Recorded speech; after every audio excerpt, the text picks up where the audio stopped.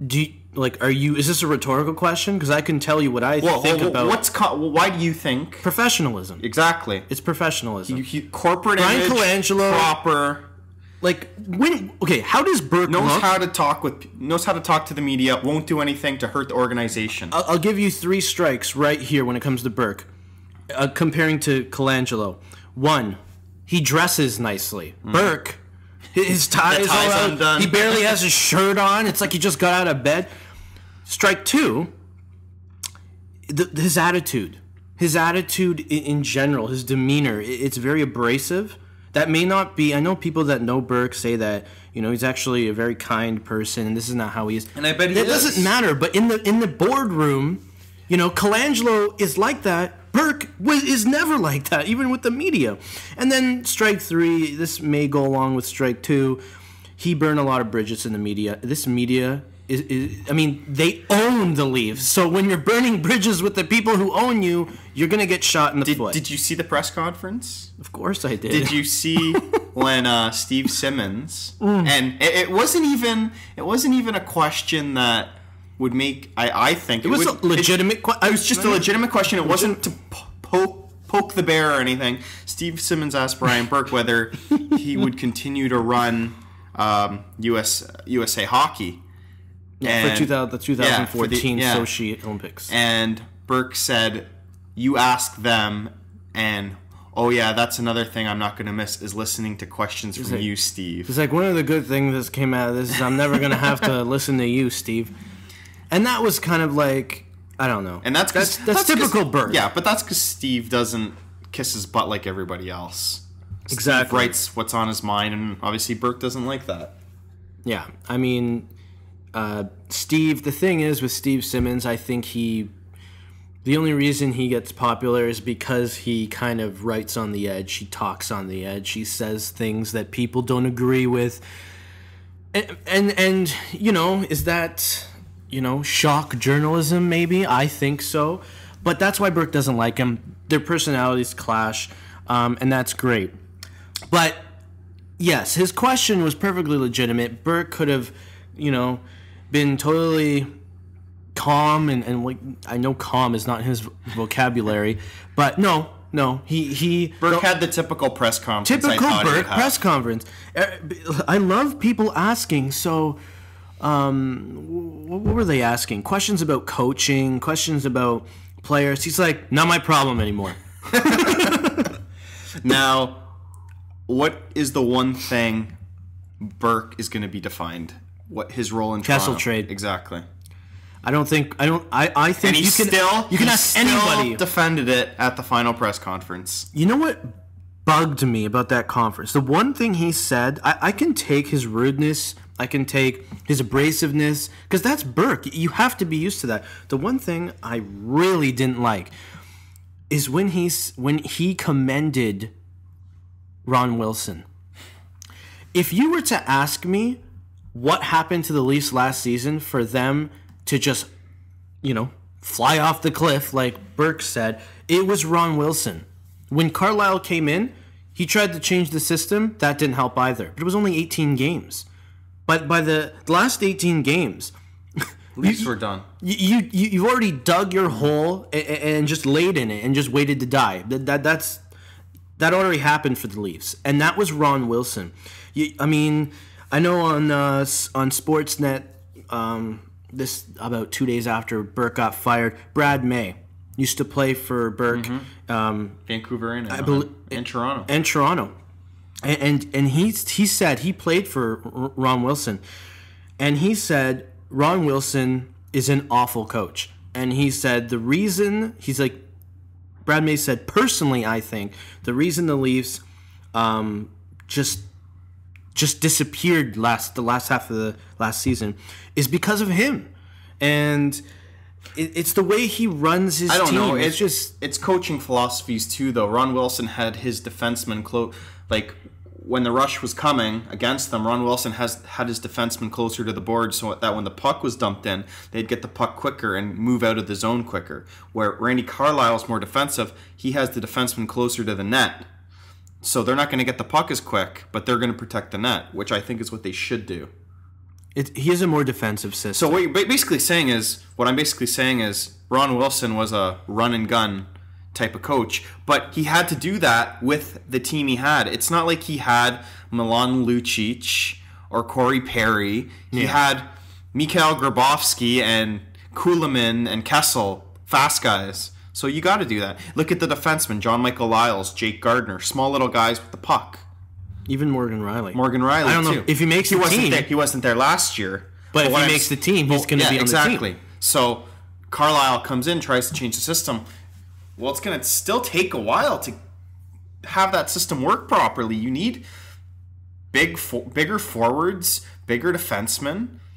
And then you got, this is a topic for a different day, but then you got the Leafs not playing Cody Franson last year when that's what they need. That was dumb. Hard shot from the point, gets he's one it of on the net, big defenseman. Best young defenseman in the league. Moves the puck well, and he's sitting in the press box. He should have been on the second power play. They should have had Gardner and Phaneuf on the first power play, and they should have had Franson and Lyles on the second power play. No. Tell me that's not right. I mean, Franson, a huge guy. His shot is crazy. I just wanted to see Cody Franson in the lineup. But I think he's going to be in the lineup this year. I think even Randy Carlisle yesterday. I'm going to get into Randy Carlisle yesterday because something about Kadri he said, but I think is interesting. But he said, I don't think Franson got a fair shot. He said that. He said that in his press conference after practice yesterday at training camp, that he didn't get his, he didn't get a good chance. Franson did. So I do think he's going to make the opening lineup.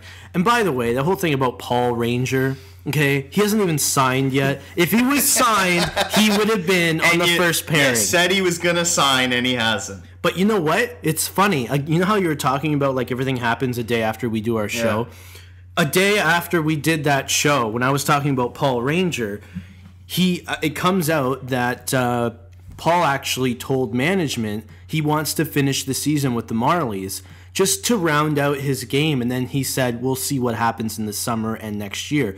He may sign an NHL contract during the summer. I think that's going to happen because a lot of people, even scouts, are saying that Paul Ranger is looking pretty amazing. He could be trade bait. You don't know. I hope not, because the Leafs have something special with Mike Koska and Paul Ranger. But anyways, we're getting out of hand here. Last thing I want to talk about with Burke is the Kessel deal. If he doesn't make that, Burke's still the general manager. You think so? I do, because think of who we have. We have, I don't want to say Dougie Hamilton. I'm not saying we would have Sagan or Hamilton, because there's a chance we would have been so bad that year that we would have picked first. Okay, but we would have had two cornerstone pieces, right? Yeah. If we had two cornerstone pieces, we don't have Kessel, first of all. We probably wouldn't have got Lupul. Which means we wouldn't have had Gardner. But do we need Gardner then? See? Would he even go for Gardner? Because we have all these young guys. And think of the leash. It's a lot looser now. It's not as tight because they have these young guys. They're not going to win, but you have to play them. It's not like Kadri. Sagan, you have to play Sagan. You have to put him on the first line. Now, Phil Kessel. Whoa. Before we start getting... Well, are you done with Phil Kessel? No. Okay, continue. Go ahead. I just want to say, I think firing Burke hurts Phil Kessel's chance to return. Because Burke... I don't think so. Burke is the guy that wanted Kessel in here. I don't think so. He wanted Phil Kessel... If anything... He gave up 3 high picks to get him. And Kessel's contract's up next year. Not this year. I think... Next year.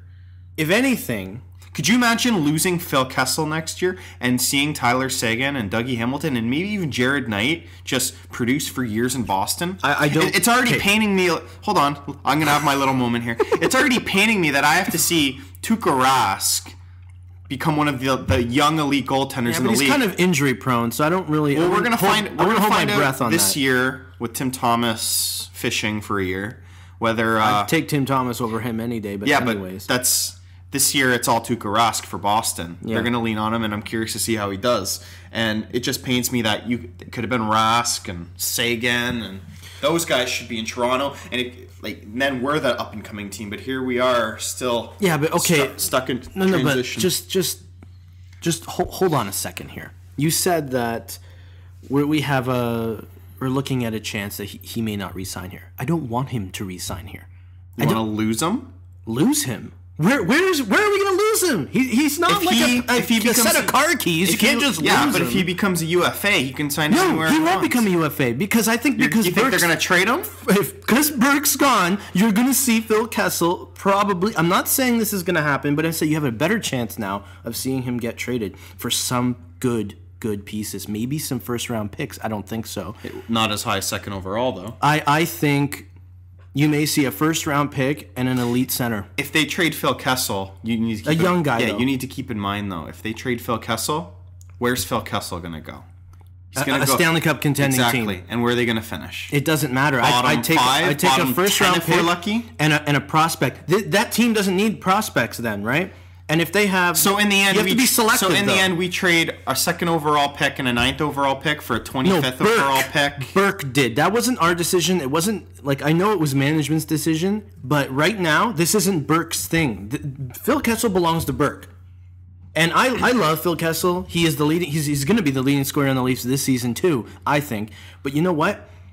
If you want to start, I don't think this is going to happen. Again, I'm saying it's not going to happen. But if you want to start the way he should have started 4 years ago, starting with these 48 games, and you try to draft Nathan MacKinnon, that means next season you should trade Phil Kessel. Why? Because you have Kadri coming up, you have Colburn coming up, you have Fratton coming up. Now, they may not be as good as Kessel, but think of it. Once you get rid of Phil Kessel, Lupul's a free agent this summer.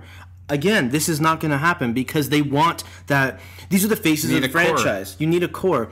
They're not going to do that. They're not going to break it up even just next year. Should they? In my opinion, they should. Because what happens? Well, you start losing. And I know they don't want to do that. But so that's it with Burke. That's all we're going to talk about with Burke. We spent the first 25 minutes. Yeah, but I'm not going to talk about Burke. I'm going to talk about quickly. Mm-hmm. Again, Carlisle yesterday, presser, talking about Franson. He was also talking about Kadri. Oh, I had Carlisle coming up. Don't worry. Okay, well, I'm getting into it now then. Just so we can go quick. Flip the order then. Okay, go. We can go quick. I'm watching the press conference, and he says, someone asked him about Kadri, where they see him fitting in. And I saw it. He was saying that, we want to put him in a position where he can be successful. And I think, because he said Kadri, it's not a question of if he makes the team. If he gets to the NHL, it's when he gets to the NHL. He compared him to Bobby Ryan. How exactly. It took Bobby Ryan a couple years, and all the fans in Anaheim were wondering why Bobby Ryan wasn't up. Corey Perry, Ryan Getzlaf. They were too good for the AHL. 25 games, and then points. That's it. Yeah. They're in the NHL. They showed what they could do. And then he said Bobby Ryan took 3 years or something like that. And remember, we were all here saying, is Bobby Ryan going to turn out? He's the pick after Crosby. Burke took him higher than he should have went. And next thing you know, Bobby Ryan's good. But it still worries me with Nazem Kadri that he will turn into a Robbie Shrimp. I don't know. He's got a lot of skill, but can he put it all together? On Kadri quickly, he could play on the first line.